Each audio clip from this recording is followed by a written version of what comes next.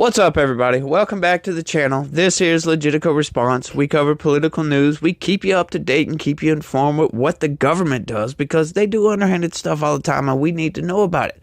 They make the rules. We got to live by the rules. So we want to know the rules that they're making up. But what's up? I don't know if you guys caught the State of the Union address last night, but it was infuriating to watch.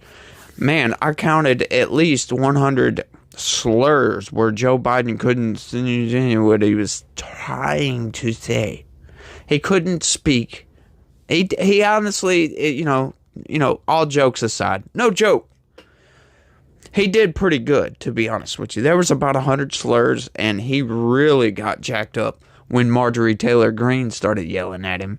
And then guy got arrested. The dad of a U.S. soldier that was killed in Afghanistan, that one of the 13 Marines, as a matter of fact, his dad was in the audience, was invited there by somebody, I'm not sure who, but he ended up yelling some crap at Joe Biden. I couldn't hear what he said, and I couldn't find a news article on it, but he was yelling something at Joe Biden, and he walked out of there. The people were grabbed him by his arms and pushed him right on out the damn door. It was quite insane. Marjorie Taylor Greene is the GOAT, y'all. She did her damn thing. But yeah, it was honestly full of lies. Biden just outright lies so much. And he just says this stuff like it's the truth. Like, you can go and fact check half of what he said was a lie when you go and look it up. Yeah, it was either a lie or like a lie by omission, or he skewed some kind of statistics, like when he started talking about taxing the rich, they don't pay their fair share. Yeah, well, you want to know what paying their fair share is? He said there's 1,000 billionaires in this country. That's something I didn't know. You go look that up. It's over 1,000. He started talking about, you got to pay your fair share and all this other crap, right? Well, just for a little statistic for you, you know that the top 1% of earners in this country pay 42% of all taxes that the government takes in. Yeah, that blew my mind when I looked that up. The top 1% pay 42% of all taxes. That's nuts. The top 20% pay 80% of all taxes. That's nuts. So I would love for Joe Biden to define fair share. Like, really? The top 20% paying 80% of the taxes is fair? Is not fair? You mean they need to pay more? That seems a lot unfair. He bases his pay your fair share off a percentage, right? We all pay the same rough percentage of our income. How is that not fair?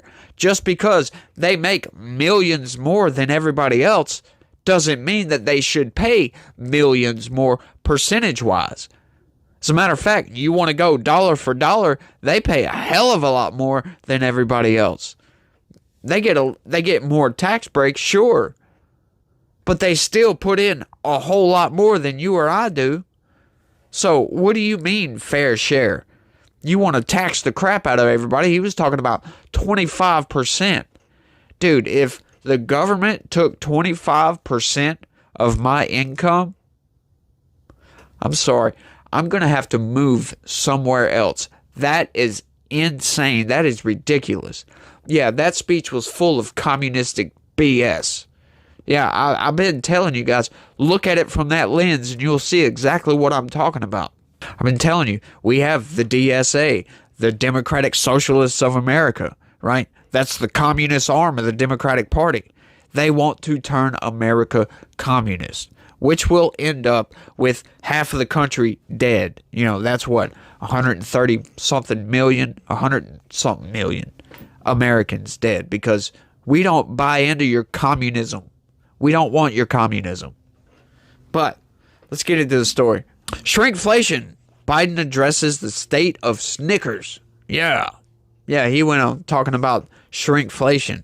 Yeah, he screwed himself on that one, if you ask me. Check it out. President Joe Biden is going all in on calling out shrinkflation. Not realizing that it's his own fault. It's the government's fault. It's not him, completely. Congress played a hand in that too, because they print so much damn money. It reduces the buying power, making it harder to buy groceries. The value of the dollar goes down. So these companies, they got to keep up their profits, right? So they got to do something. But when your purchasing power goes down, your overhead goes up. I don't know why these people can't see that. The term applies to a seemingly covert way for companies to raise prices by ever so slightly reducing the size of their products. That's not true. They're not raising prices at all. No, they're reducing the size of their product. See how they love to twist stuff around? But you say it how it is. They're not reducing prices. There's suddenly fewer pretzels in a bag, less toothpaste in a tube, and shorter candy bars. It's called shrinkflation. Biden said it in his State of the Union speech on Thursday night. You might get charged the same amount and you got, 10% fewer Snickers in it. That's not exactly what he said, but we'll go with that's close enough. The president's focus on shrinkflation is part of a broader strategy to reframe how voters think about the economy before the November election.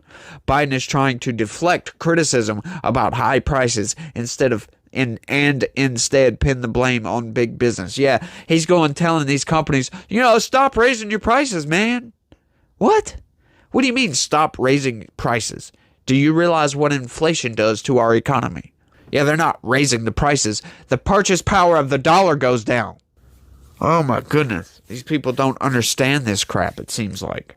Biden thinks that, the Snickers company, or was it M&M Mars, just says, we got to raise prices. And so they raise prices, right? Every company raised their prices?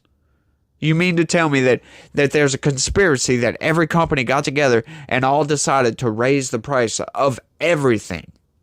All across the board. Some more than others. No, you're full of it, Biden. You're trying to deflect, and it's not going to work. The American people are not stupid. Well, some of us are stupid, including myself. We are stupid, but we can see the writing on the wall. There's video after video after video of people complaining about the price of everything. And Biden wants to try to blame the companies. You see what I mean by communism? Oh, yes, the greedy company's fault. No, it's not. It's because you guys shut the economy down. He also is attempting to show everyday people that he's fighting for them as he struggles to convince the public that the economy has strengthened under his leadership. Yeah, it hasn't. I don't care what metric you look at. The economy's doing okay, right? It's not going to collapse by no means. But damn it, it's really hard to buy stuff. That's how people view the economy, right? Because that's kind of how the economy is to everyday people, right? If our purchase power goes down, we can't buy as much stuff. Therefore, some people have to starve. Some people can't make it all week. They spend all their money before they get paid again. You're looking at one of those people. And that pisses me off. Back in 2019, before the pandemic, I was making like $3 less per hour. But yet, I wasn't struggling nearly as much as I am now. That pisses me off.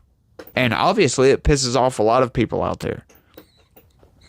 He talked about the shrinkflation issue in a video released on Super Bowl Sunday and highlighted a social media post by the Sesame Street character Cookie Monster that complained about smaller cookies. The country's low 3.7% unemployment rate and record 16 million applications to start new businesses have largely been overlooked by voters. Yeah, because we don't care about that stuff. We care about our purchasing power, who are dwelling on higher grocery and housing prices after inflation stuck on a 4-decade high in June 2022 at 9.1%. Yeah, it was at a decade high for like 2 years. Right? It might not have been at exactly 9.1%, but that's an overall number, right? You go look at, I've said it before, I'll stop right there. I've said it before. They've done the little test with Home Alone, the movie Home Alone. Kevin McAllister goes and buys a set of items like milk, eggs, and blah, blah, blah, a bunch of stuff, right? And he pays $20 and some change for it. It was like 19 something, I believe. 1983 is what it was. Right? So somebody did that same experiment. They went and bought the exact same items in 2022. The exact same items cost $44 and some change. I forget the exact change. Right? And then they done that again in 2023, at the end of 2023. Those same exact items. Take a guess how much they were. Leave a comment down below. Yeah. It was $71 and some change. So from a year, right? Or let's say a year and a half, because we don't know exactly when they did, but a year and a half of inflation raised the price from $44 to $71. Yeah, that's how people view the economy, because that's how the economy is to everyday people. Even as inflation has drifted down to 3.1% annually, shoppers are still worried about paying a premium at supermarkets. Joe Biden recognizes that high grocery prices are an Achilles heel politically, said Ryan Bourne, an economist at the Cato Institute, a libertarian think tank. When consumers are going into the grocery store, they remember that they're paying more than they did in 2019, and a lot more. But Bourne cautioned that in the alternative, companies might have simply raised their prices without shrinkflation, possibly upsetting customers or consumers more and hurting the president's approval on the issue. Just 34% of U.S. adults say they agree with how Biden has handled the economy, according to polling by the Associated Press NORC Center for Public Affairs Research.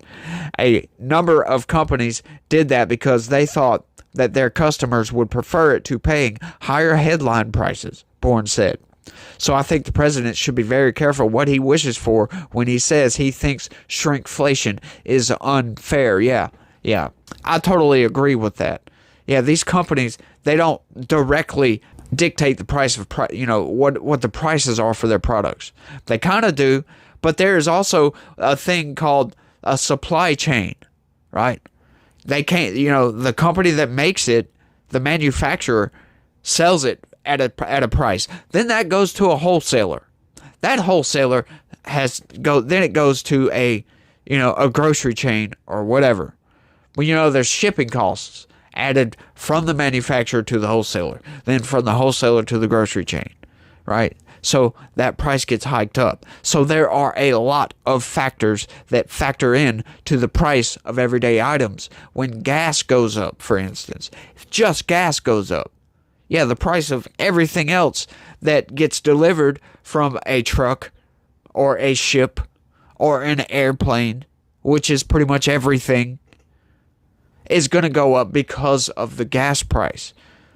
Because now they got to pay, the delivery drivers have to put more gas. That costs them more, so they're going to have to charge more, right? So that when they charge more, the warehouse is like, oh hell, we're going to have to charge more for this item because we got an overhead to think about. We got people to think about.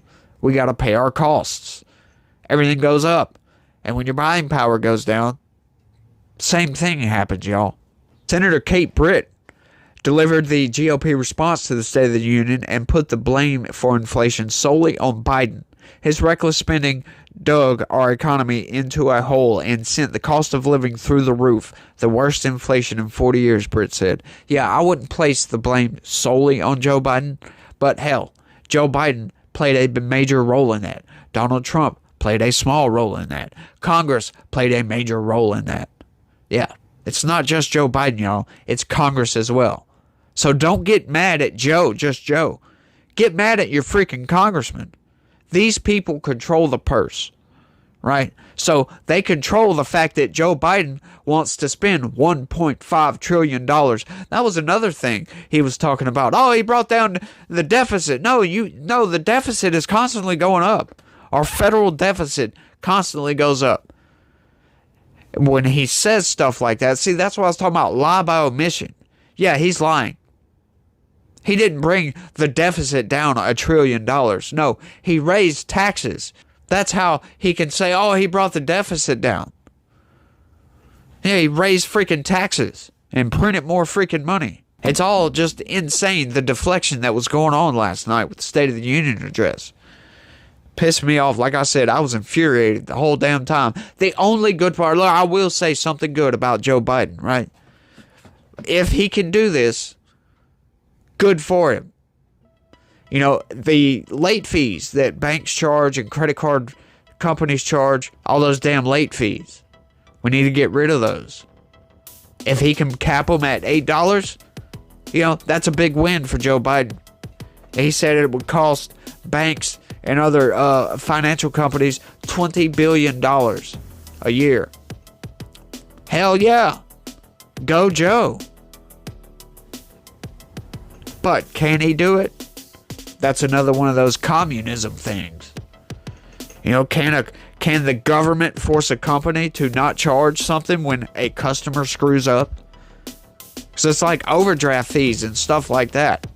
They have the right to charge you that. You know that going into it. If you sign up for it, that's your bad. You know what I'm saying? But y'all let me know what y'all think about all this down in the comment section. That's all I got for this one. I want to thank everybody for watching. Hey, you guys, and don't forget to smash that subscribe button and turn on your notifications. And hit that like for me, too. That like really does help, y'all. If y'all could hit that like, I would appreciate it a bunch. But like I said, let me know what you think about all this down in the comment section. And y'all try to have a good day and be positive. Peace.